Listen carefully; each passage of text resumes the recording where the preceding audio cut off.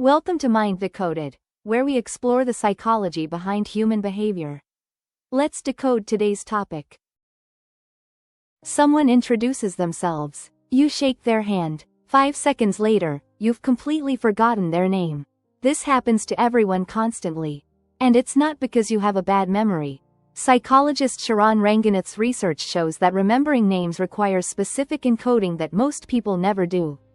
Your brain didn't forget the name. Your brain never actually stored it in the first place. Here's why names are uniquely difficult to remember. Names are arbitrary labels with no inherent meaning. When someone tells you they're a teacher, your brain connects that to existing knowledge about teachers. Context, associations, meaning. When someone tells you their name is Jennifer, your brain has nothing to connect it to. Jennifer doesn't mean anything. It's just sounds. Psychologist Lise Abrams found that names activate fewer semantic networks than other information. Less activation means weaker encoding. Weaker encoding means rapid forgetting. Before we begin, a quick disclaimer.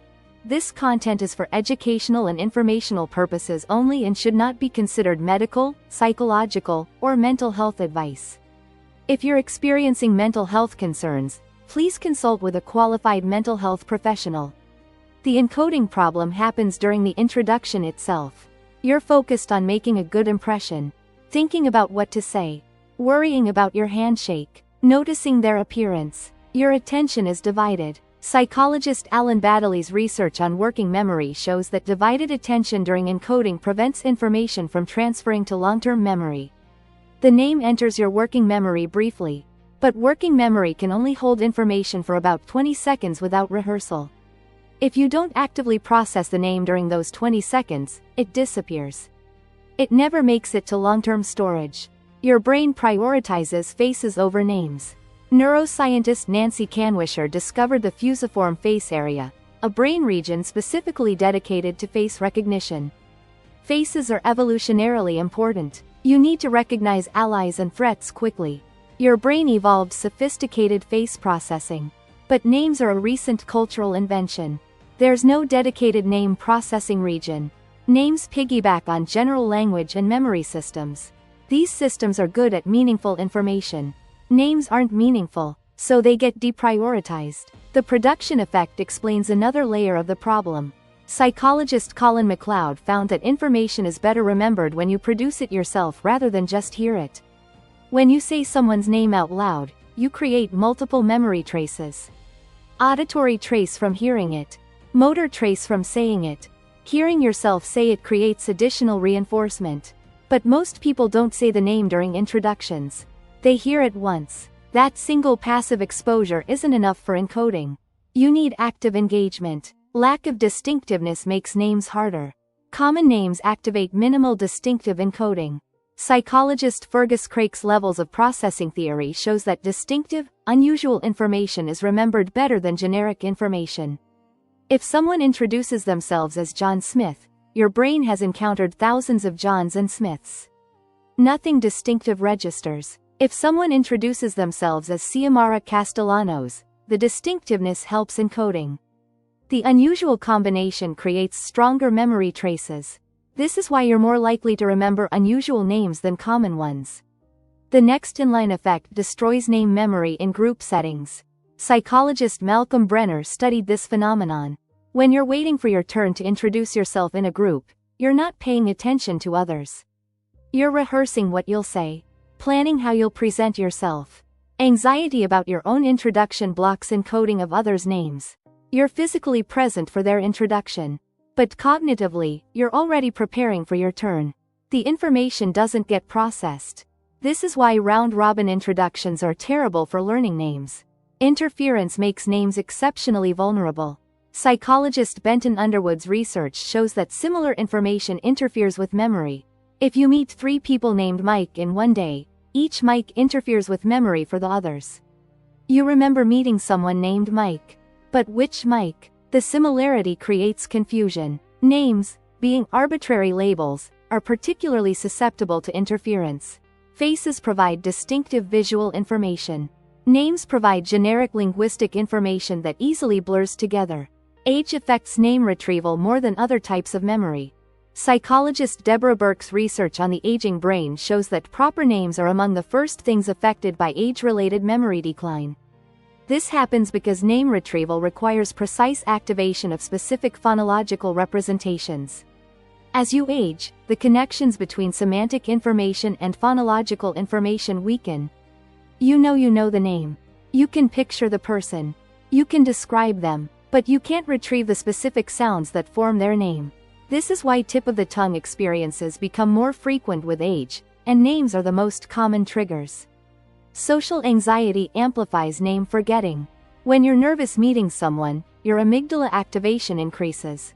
Psychologist Elizabeth Kensinger found that emotional arousal during encoding can enhance or impair memory depending on what you're aroused about.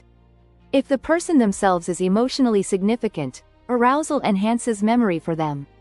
But if you're anxious about the social interaction itself, that anxiety impairs encoding of peripheral details like names. Your attention focuses on managing anxiety, not processing information. The name becomes collateral damage. Here's what actually works to remember names. First, focus exclusively on the name during introduction. Psychologist Nelson Cowan's research shows that attention is the gateway to memory. Decide in advance that learning the name is your primary goal during introduction. Not making an impression, not planning what to say. Learning the name. This deliberate attentional focus dramatically improves encoding. Second, repeat the name immediately. Say it out loud. Nice to meet you, Sarah. Using the name in your first sentence serves multiple purposes. It confirms you heard it correctly. It creates the production effect. It forces you to retrieve the name immediately, which strengthens the memory trace. Psychologist Henry Roediger's research on retrieval practice shows that actively recalling information shortly after encoding significantly improves long-term retention. That first retrieval attempt is crucial. Third, create meaningful associations. This requires creativity, but it's effective.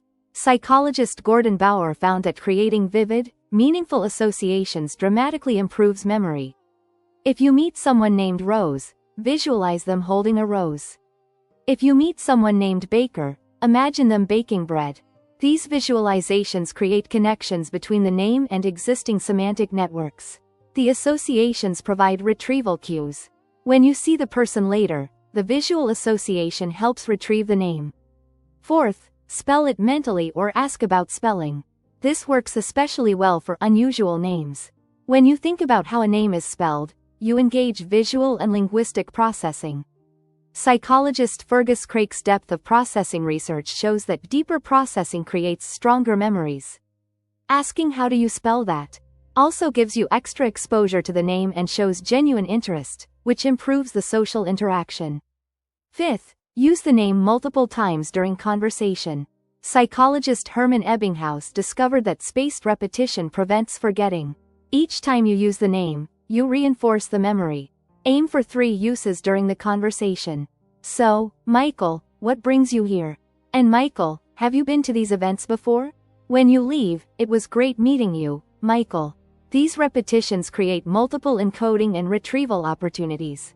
Sixth, review names immediately after the interaction.